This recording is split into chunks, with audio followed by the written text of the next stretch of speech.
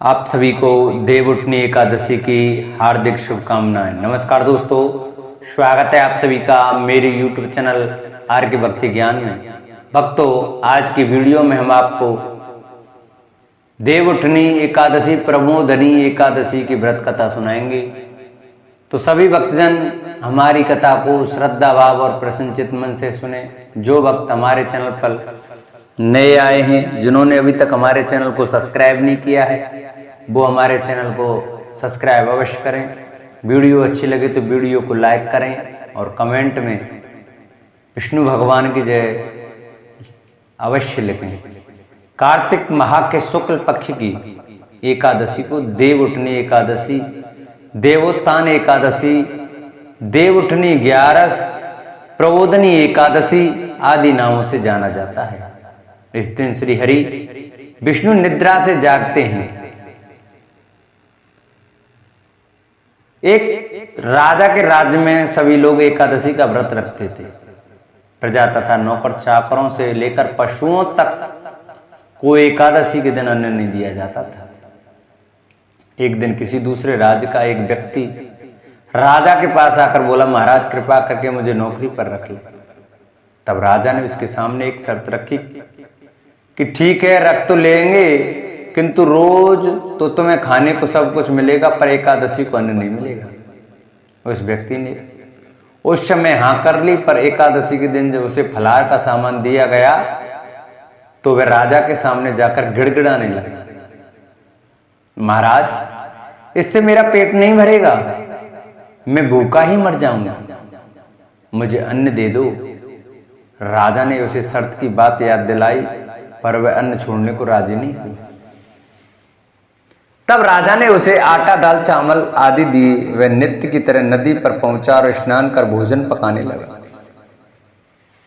जब भोजन बन गया तो वह भगवान को बुलाने लगा, आओ भगवान, भोजन तैयार हो गया है। उसके बुलाने पर पीतांबर धारण किए भगवान चतुर्भुज रूप में आ पहुंचे तथा प्रेम से उसके साथ भोजन करने लगे। भोजन आदि करके भगवान अंतर्ध्यान हो गए तथा वह अपने काम पर चला गया। 15 दिन बाद अगली एकादशी को वह राजा से कहने लगा कि महाराज मुझे दुगना सामान दीजिए। उस दिन मैं भूखा ही रह गया था। राजा ने कारण पूछा तो उसने बताया कि हमारे साथ भगवान भी खाते हैं, इसलिए हम दोनों के लिए ये सामान पूरा नहीं होता। यह सुनकर राजा को बड़ा आश्चर्य हुआ। वह बोला, मैं नहीं मान सकता कि भगवान तुम्हारे साथ खाते हैं। मैं तो इतना व्रत रखता हूं, पूजा करता हूं, पर भगवान ने मुझे कभी दर्शन नहीं दिए। राजा की बात सुनकर वह बोला, महाराज यदि विश्वास ना हो तो साथ चलकर देख लें। राजा एक पेड़ के पीछे छिपकर बैठ गए। उस व्यक्ति ने भोजन बनाया तथा भगवान को शाम तक पुकारता रहा, परंतु भगवान ना आए। अंत में उसने कहा, हे भगवान, यदि आप नहीं आए तो मैं नदी में कूदकर प्राण त्याग दूंगा। लेकिन भगवान नहीं आए। तब वह प्राण त्यागने के उद्देश्य नदी की तरफ बढ़ा। प्राण त्यागने का उसका दृढ़ इरादा जान शीघ्र ही भगवान ने प्रकट होकर उसे रोक लिया और साथ बैठकर भोजन करने लगे। खा पी कर वे उसे अपने विमान में बिठाकर अपने धाम ले गए। यह देख राजा ने सोचा कि व्रत उपवास से तब तक कोई फायदा नहीं होता जब तक मन शुद्ध ना हो। इससे राजा को ज्ञान मिला। वह भी मन से व्रत उपवास करने लगा और अंत में स्वर्ग को प्राप्त हुआ। एक राजा था, उसके राज्य में प्रजा सुखी थी। एकादशी को कोई भी अन्न नहीं बेचता था, सभी फलाहार करते थे। एक बार भगवान ने राजा की परीक्षा लेनी चाहिए। भगवान ने एक सुंदरी का रूप धारण किया तथा सड़क पर बैठ गए। तभी राजा उधर से निकला और सुंदरी को देख चकित रह गया। उसने पूछा, हे सुंदरी, तुम कौन हो और इस तरह यहां क्यों बैठी हो? तब सुंदर स्त्री बने भगवान बोले, मैं निराश्रता हूं, नगर में मेरा कोई जाना पहचाना नहीं है, किससे सहायता मांगूं? राजा उसके रूप पर मोहित हो गया। वह बोला, तुम मेरे महल में चलकर मेरी रानी बनकर रहो। सुंदरी बोली, मैं तुम्हारी बात मानूंगी, पर तुम्हें राज्य का अधिकार मुझे सौंपना होगा। राज्य पर मेरा पूर्ण अधिकार होगा।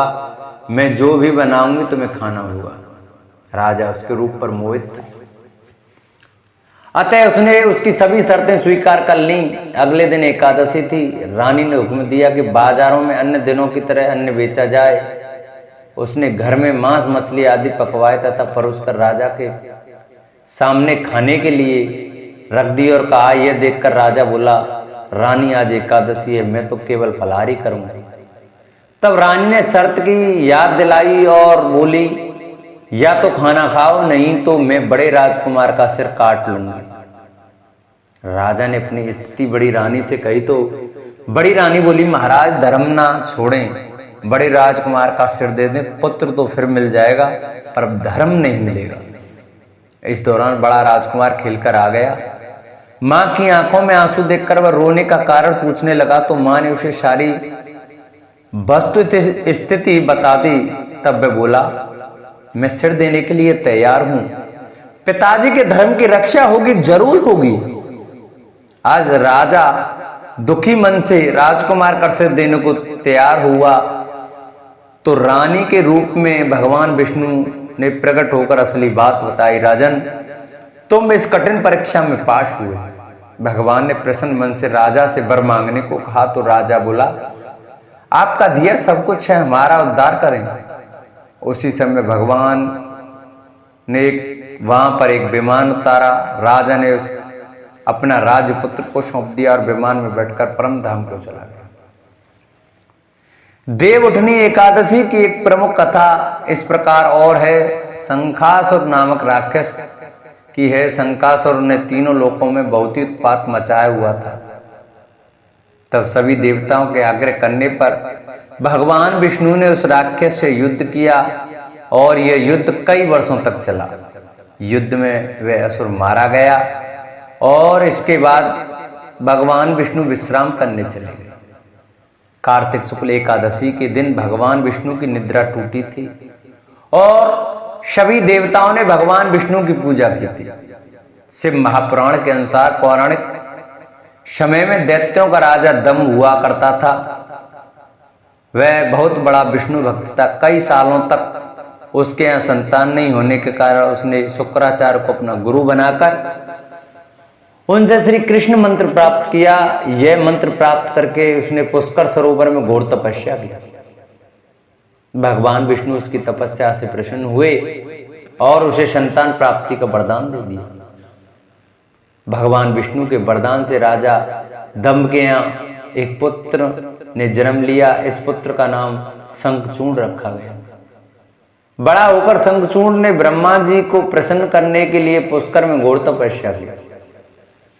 उसकी तपस्या से प्रसन्न होकर ब्रह्मा जी ने उसे वरदान मांगने को कहा। तब शंखचूड़ ने वरदान मांगा कि वह हमेशा अजर अमर रहे, वह कोई भी देवता उसे नहीं मार पाए।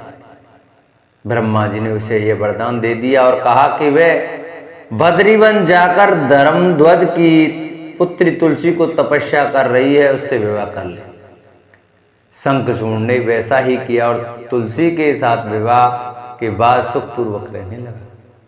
उसने अपने बल से देवताओं, असुरों, दानवों, राक्षसों, गंधर्वों, नागों, किन्नरों तथा मनुष्यों तथा त्रिलोकी के सभी प्राणियों पर विजय प्राप्त कर ली। वह भगवान श्री कृष्ण का परम भक्त था। शंखचूड़ के अत्याचारों से सभी देवता परेशान होकर ब्रह्मा जी के पास गए और ब्रह्मा जी उन्हें भगवान विष्णु के पास ले गए। भगवान विष्णु ने कहा कि शंखचूड़ की मृत्यु भगवान शिव के त्रिशूल से ही होगी, अतः आप उनके पास जाएं। भगवान शिव ने चित्ररथ नामक गढ़ को अपना दूत बनाकर शंखचूड़ के पास भेजा। चित्ररथ ने शंखचूड़ को समझाया कि वह देवताओं को उनका राज्य लौटा दे, परंतु शंखचूड़ ने मना कर दिया और कहा कि वह महेश्वर से युद्ध करना चाहते हैं। भगवान शिव को यह बात जब पता चली तो वे युद्ध के लिए अपनी सेना लेकर निकल पड़े।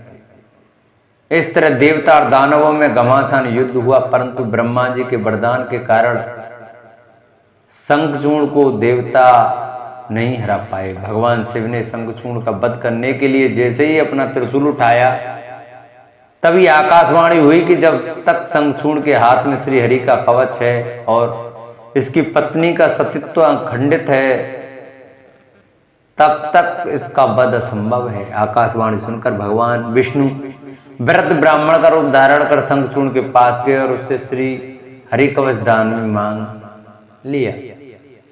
शंखचूर्ण ने वह कवच बिना किसी संकोच के दान कर दिया। इसके बाद भगवान विष्णु शंखचूर्ण का रूप बनाकर तुलसी के पास गए। शंखचूर्ण रूपी भगवान विष्णु ने तुलसी के महल में के द्वार पर जाकर अपनी विजय होने की सूचना दी। यह सुनकर तुलसी बहुत प्रसन्न हुई और पति रूप में आए भगवान का पूजन किया, वह रमण किया। ऐसा करते ही तुलसी का सतीत्व खंडित हो गया और भगवान शिव ने युद्ध में अपने त्रिशूल से शंखचूर्ण का वध कर दिया। तब तुलसी को पता चला कि ये उनके पति नहीं है, बल्कि ये तो भगवान विष्णु हैं। क्रोध में आकर तुलसी ने कहा कि आपने छल पूर्वक मेरा धर्म भ्रष्ट किया और मेरे पति को मार डाला, अतः मैं आपको श्राप देती हूं कि आप पाषाण होकर धरती पर रहें। तब भगवान विष्णु ने कहा, देवी तुम मेरे लिए भारतवर्ष में रहकर बहुत दिनों तक तपस्या कर चुकी हो।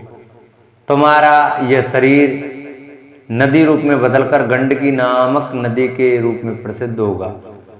तुम पुष्पों में श्रेष्ठ तुलसी का वृक्ष बन जाओगी और सदा मेरे साथ रहोगी। तुम्हारे श्राप को सत्य करने के लिए मैं पाषाण शालिग्राम बनकर रहूंगा। गंडकी नदी के तट पर मेरा वास होगा।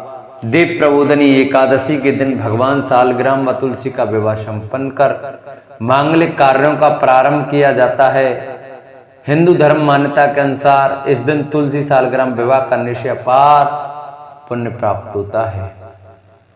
देवउठनी एकादशी के दिन व्रत करने वाली महिलाएं प्रातःकाल में स्नान आदि से निवृत्त होकर आंगन में चौक बनाएं।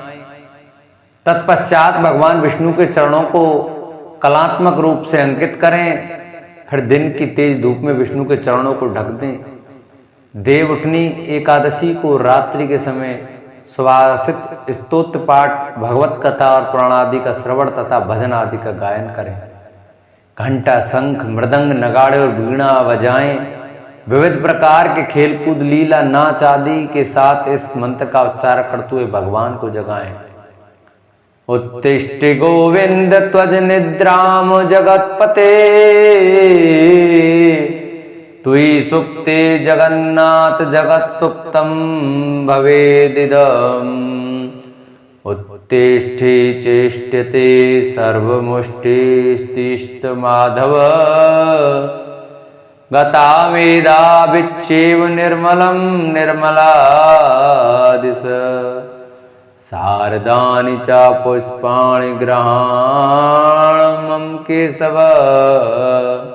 इसके बाद विधिवत पूजा करें। पूजन के लिए भगवान का मंदिर अथवा सिंहासन को विभिन्न प्रकार की लता, पुष्प, फल, पुष्प और बंदरवान आदि से सजाएं। आंगन में देवोत्थान का चित्र बनाएं। तत्पश्चात फल, पकवान, सिंगाड़े, गन्ने आदि चढ़ाकर डलिया से ढक दें तथा दीपक जलाएं। विष्णु पूजा या पंचदेव पूजा विधान अथवा रामचंद्रिका आदि के अनुसार श्रद्धा पूर्वक पूजन तथा दीपक कपूर आदि से आरती करें। इसके बाद इस मंत्र से पुष्पांजलि अर्पित करें।